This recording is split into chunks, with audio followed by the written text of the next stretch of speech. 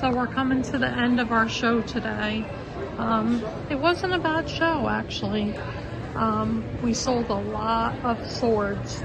We had this bin over here filled almost to the top, so I would say we sold at least 30 swords today.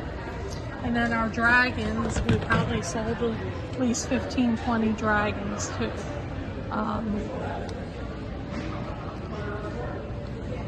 And then the Labubus were a good hit, and the squids were as well.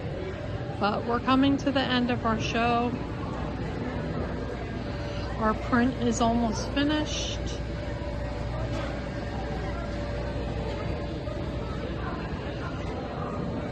We did sell a lot of these Flexi toys, the 5 for 10.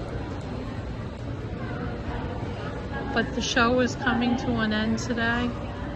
We were here for 4 hours today. We did pretty well. It wasn't a bad show at all.